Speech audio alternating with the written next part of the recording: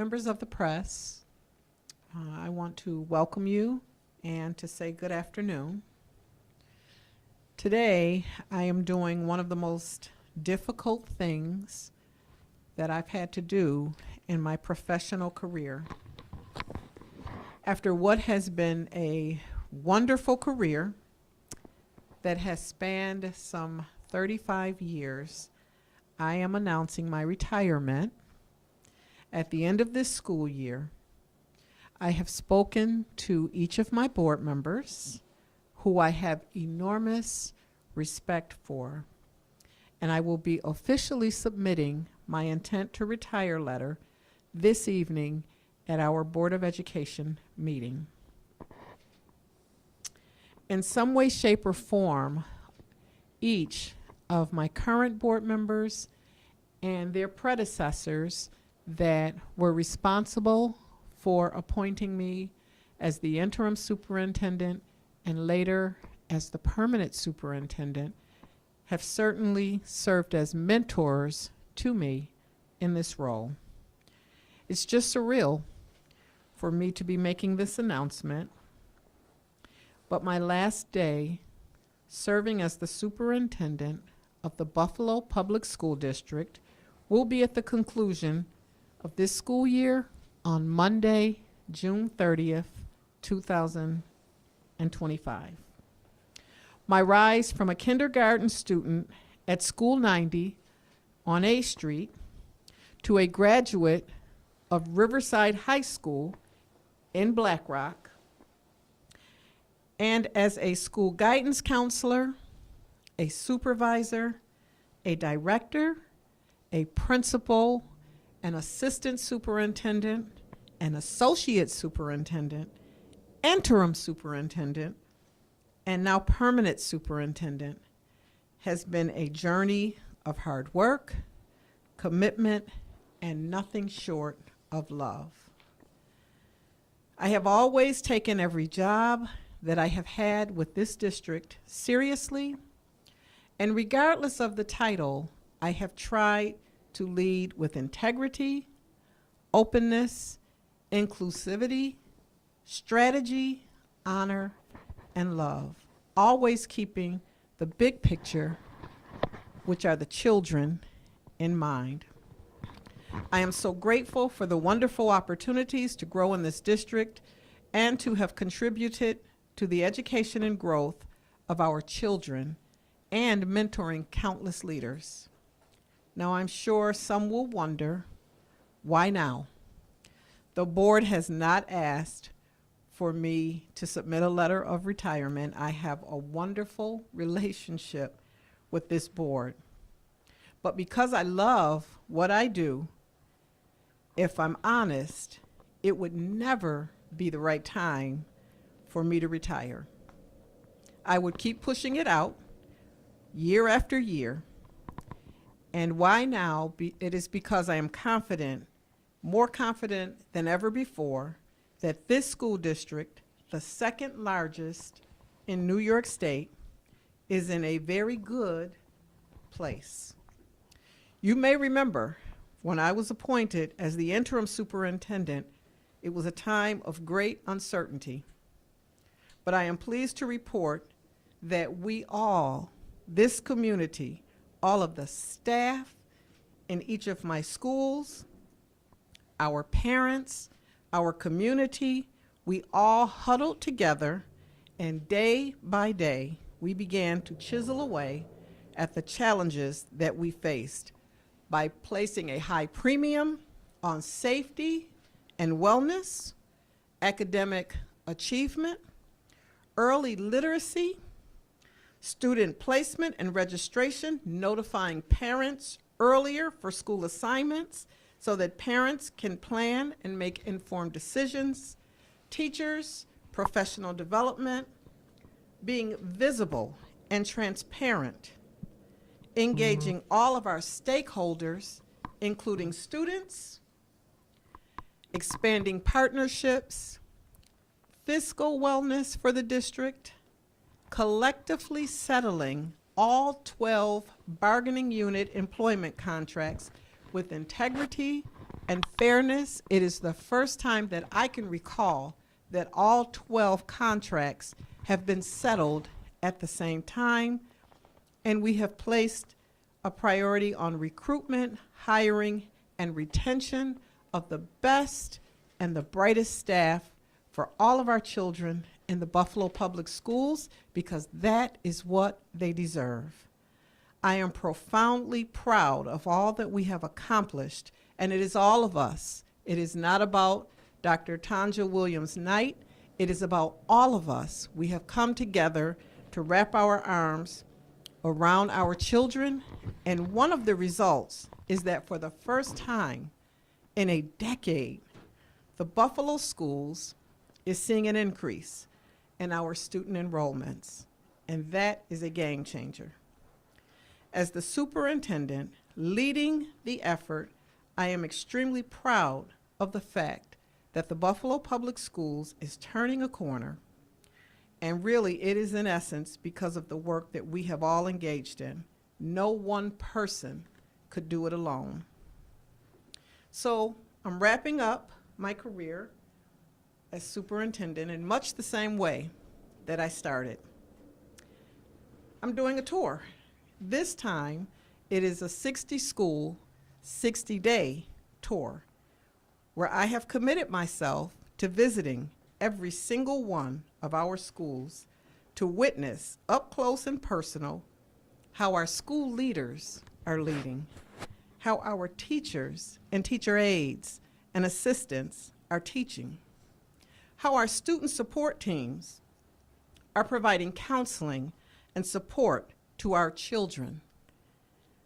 I want to witness the care that our cafeteria staff take every day as they ensure that our children are afforded nutritious meals, how our school nurses are caring for our children, how our engineers are making sure that our school grounds are sparkly clean and well cared for. But my most favorite part of the tour is to see the magic, to see the learning that is happening with our children. That is it. I get to greet all of our children in schools, to give them hugs, see smiles, give them fist pounds. I get to hear them explain to myself and cabinet members who are accompanying me what they are learning about. I get to hear them ask higher order questions. I get to watch them as they grapple with complicated math problems that honestly I'm not sure I could solve without someone helping me. It will also allow me to wish all who have wrapped their arms around this district, the staff in the schools, the parents, that although I'll be watching them from a distance, I'll still be watching. So the really amazing part of all of the career that I have had is that in some small way, I do believe that I have contributed to the betterment of the lives of our children, and that will stay with me for a lifetime. So I just need to say thank you to several people, to the esteemed executive level cabinet who are so experienced in their work and who I would say would be welcomed in most any school district in this nation. But for whatever the reason, they have stuck with me throughout this entire process, and they took a chance, this cabinet, on a novice superintendent and have been nothing short of professional, supportive, and loyal. My parent Congress leaders, now we haven't always agreed all of the time on everything, but they continue to come to the table and to be honest and open with me, and I appreciate every single one of them.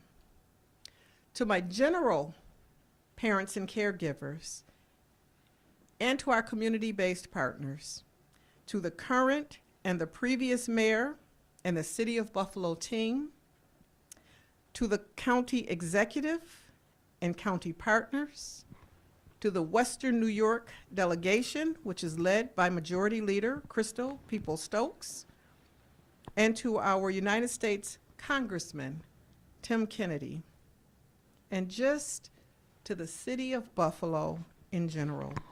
I want to thank each and every one of you for your support and to extend my heartfelt gratitude and appreciation. I have spoken with our esteemed New York State Education Commissioner of Education, Dr. Betty Rosa, and to our Big Five lobbyist, Mrs. Jennifer Pyle, who both help us to move initiatives forward. And they have extended well wishes for me, and I shared with them my profound respect for the work that they do. And finally, to my 30,000 children, I want them to know that they are the heartbeat of this district, because without them, there would be no need for any of us. And so I want to thank each and every one of them, and I want them to know that nothing is impossible, nothing. Today, they are students in this district, and in 20 years, they could be me. They could be running this district. And so I want them to know that there is a village who believes in them and who wants the very best for them. I will always be a supporter of the Buffalo Public Schools. I wish this district continued success in the future. Thank you for being here today. I would ask my board leadership to come forward. We may be joined by one more. Board Member Scott is on his way, and we'll take questions. Superintendent, your tenure began in the midst of unprecedented times for education, the pandemic, just coming out of that. What was the biggest challenge when you first took office, and as you now leave, did you achieve accomplishing those challenges and maybe correcting them? You're absolutely right. It was a difficult time when I came into the position as the interim superintendent. We had a bus driver shortage. We were coming out of COVID. We had had an unfortunate incident outside of one of our schools. There was a lot that was going on. And so one of the first things that I did was to engage the community. I have a really smart board. I have a really smart cabinet. But we needed to hear from the people, not what we thought was best, but what their hopes and dreams were for the children in this district. And so that was one of the first things that I initiated, a community tour to hear from the public. And I was a bit surprised at some of what I heard, which was that they did not necessarily feel that their voices were heard. Sometimes they felt marginalized. They did not necessarily feel engaged, and they didn't have a lot of trust in the district. The evidence was that we were losing children. You know, children, the parents were making choices other than the Buffalo Public Schools. And from that, from just listening, going to various zip codes, churches, community centers, schools, meeting with union leaders, students, everyone who would veer to share some things with me, I was willing to listen. And from that, we created a community-inspired 5x2025 framework on what they said the priorities for them were. And I'm very pleased, and that is why I can make my announcement today in good spirits, because we did accomplish almost everything that is in that 5x2025 framework. Now, there's one thing that we did not get to accomplish, but I'm confident that it will happen in the near future, and that was finding a home for middle, early, college, high school. That's the one thing.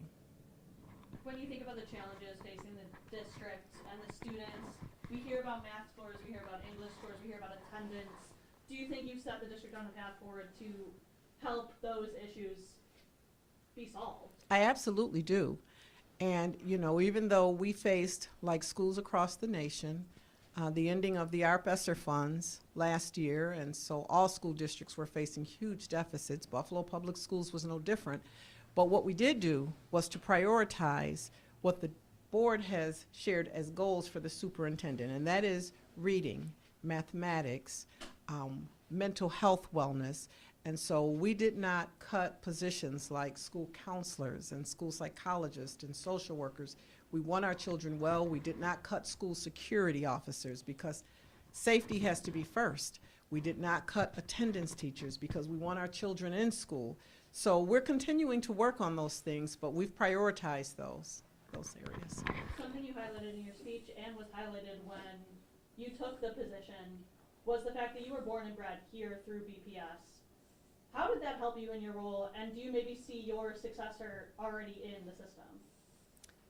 I do think, for me, it helped me. Now, I'll be honest, I'm a different kind of superintendent, and I know that, and I embrace that. I use social media because my children and my parents are on social media, and so that's how we advance things that are happening in this district. We help to rewrite the story of the Buffalo schools, and people want to know their leader. You know, they want to know their leader, and so I intentionally, shop places where I know parents are, the hair salon that I go to, where I know people will be at. And one thing that I do, I take time with every single parent or person that stops me and just wants to chat for a few minutes, whether it's an issue or if it's something that's great that's happening. I do that. And so I do believe, being a hometown girl, I know Buffalo schools. I know Buffalo schools. I was a student from kindergarten through 12th grade, and I came back and have worked 35 years in the Buffalo schools. And so I know everyone. I know lots of people, not everyone, but lots of folks. And for me, it has been helpful. I trust the board in whatever decisions they make moving forward. I don't know if board president would like to share a little bit about that, but certainly I trust their decision. Thank you, Dr. Williams Knight. As a board president, we will respectfully accept, with sadness, Dr. Williams Knight resignation. She did come. Retirement. What did I say? Resignation. Yes. Retirement. So with sadness as well. She did come at a time 3.2 months ago in a tumultuous time. And we looked at her background, as you mentioned, that she was Buffalo grown. So was I. We have similar trajectories in life. But we're going to proceed and hire and appoint an interim before she leaves. And we also will hope to find a superintendent that will use the same platform that she's used to make this district move forward. We now have a relationship with the Council of Great City Schools that includes an adoption of student-focused outcome governance. And as Dr. Williams Knight mentioned, the goals that we have set forth for the superintendent and her staff are just what you mentioned: literacy, math, increase those areas, and proficiency, and college and career readiness. So we're excited as a board that we have made some gains, some slight gains. We got a lot of work to do, but we're excited that some of us have been trained. Vice President Cindy McCutcheon has also been through the course, and we have two current at-large members who are new, Adriana Zulik and Zanita Everhart. Both are engaged in that year-long training. So we're prepared to further this district in all the areas that we set the goals in. Anything you want to add? Just wanted to say that we are going to go through a search process to identify the right candidate, whether that is here internally, because folks are going to have the ability to apply, or if we are to find somebody externally. And we don't have the answers right now, but we are sitting around talking about it and developing what that course of action is going to look like. And there will be information forthcoming as we move in that process. When do you hope to have the interim in place by? Well, we know that Madam Superintendent is leaving us June 30th, right? So we do have a bit of a rush, a window. So the idea would be to identify that person in March, hopefully at the March board meeting. Don't hold us to that because things take time, but the goal is March. Absolute worst case scenario would be April. Is there any fear moving forward with, it's speculation at this point, but speculation of cuts to the Department of Education nationally, trying to hire someone here locally with a change this significant to the district? Any fear with funding or anything like that moving forward? There's always a fear. Yeah, there's always fear when we talk about cutting funding for children that need it, but, you know, we will stay the course. The district will stay the course, and, you know, with the goals and the priorities that you heard President Dr. Evans Brown talk about, those will continue to be the priorities. Even if there is funding that is cut, there will most surely be a need for a superintendent to lead the district. And I'll work with whomever the board selects to be superintendent, because for me, as I shared, the big picture is the children, and the children need, you know, that kind of consistent transition to happen. Around the time you assumed office, there was, of course, those high-profile incidents from a public safety standpoint at McKinley High. There's been some other incidents over the years. Do you feel like you've, as superintendent, have been able to move the needle in making Buffalo Public Schools safer for students and teachers? Most certainly, I do. But as you've heard our first vice president share, you know, we've come some ways. We still have a ways to go, but we have put in place a lot of measures to help ensure the safety and security of our children on all of our campuses during the school day, at athletic events, you know, the parents visiting the schools. We've put in place some operational structures to help to make sure that those things are happening. I'm curious from the board perspective. Obviously, before Dr. Williams Knight assumed the superintendent role, the previous superintendent in the height of the pandemic kind of disappeared, and there was some instability with leadership. Moving forward, what's your biggest goal to make sure the strides you've made in the last couple of years continue? Okay, well, I think first, it's important for a superintendent of this large district to live in the city. That's number one. That has always, well, has been a prerequisite, you know, for a superintendent. One thing about Dr. Williams Knight, she's always visible. She's doing currently a 60-day tour, and that was surprising when she said she was doing that. And then she came, you know, out the gate at the beginning when she was, you know, when we selected her, you know, going on these listening tours. So that's one of the prerequisites we're going to be looking in a superintendent. Would you like to say anything? Way to put you on the spot, right? Say something, Mr. Scott. From and I might be repeating anything that's already said, but just know that Dr. Williams Knight came in at a very challenging time and immediately restored some stability and changed the trajectory of Buffalo Public Schools.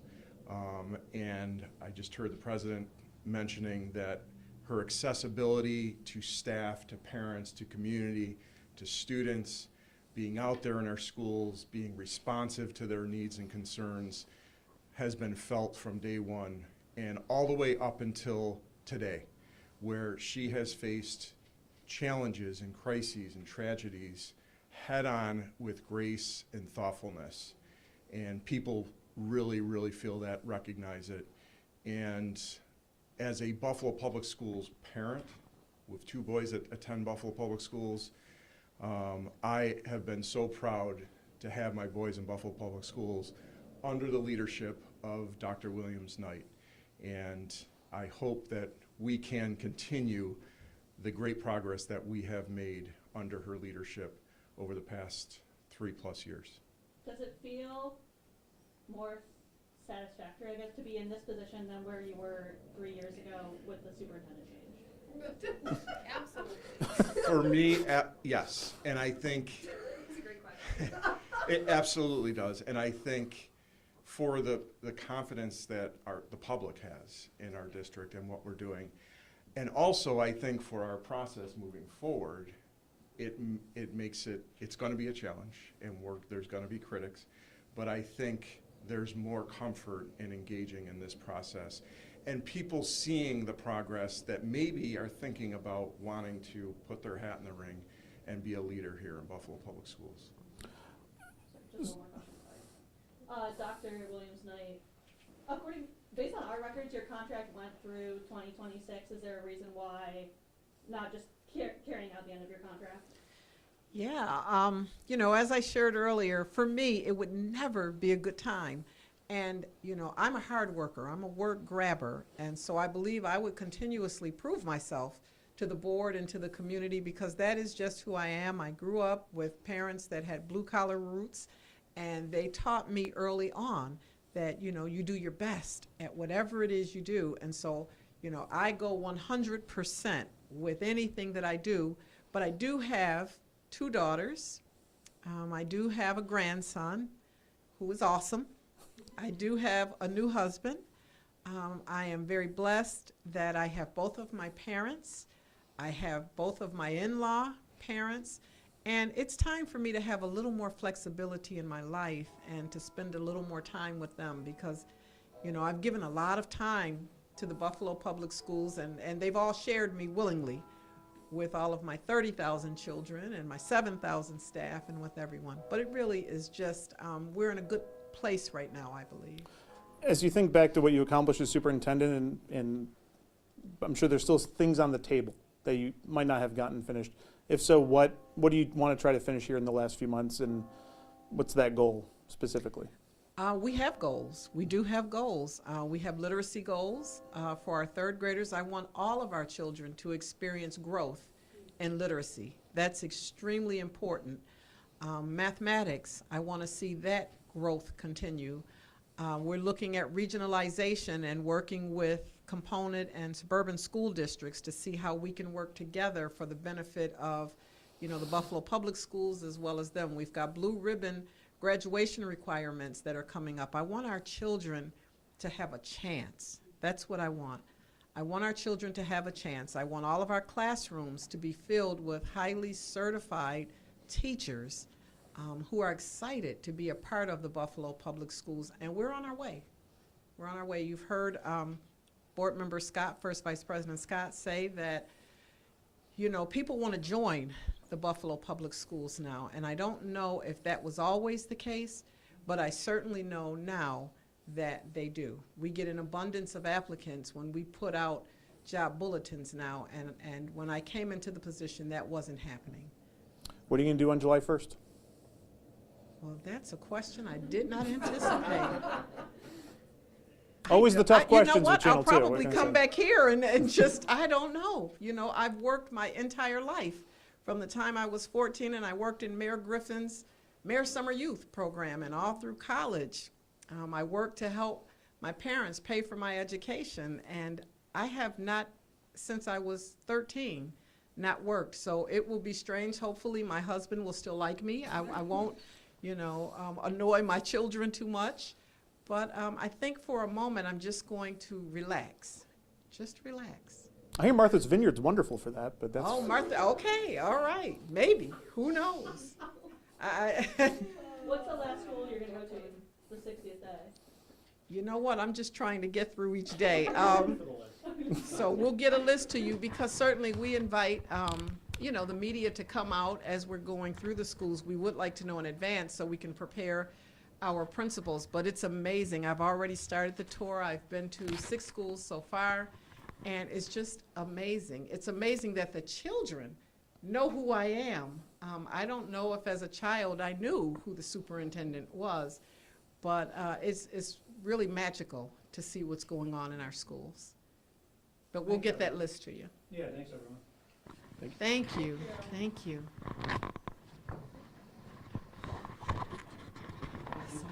One other point, just for clarification, it's 11 contracts, not 12. Okay. What is it? 11 contracts.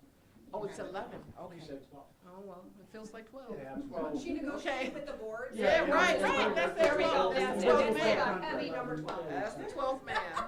Or 12 that we, total that we have. we have 11 that were settled, and all of our contracts are settled.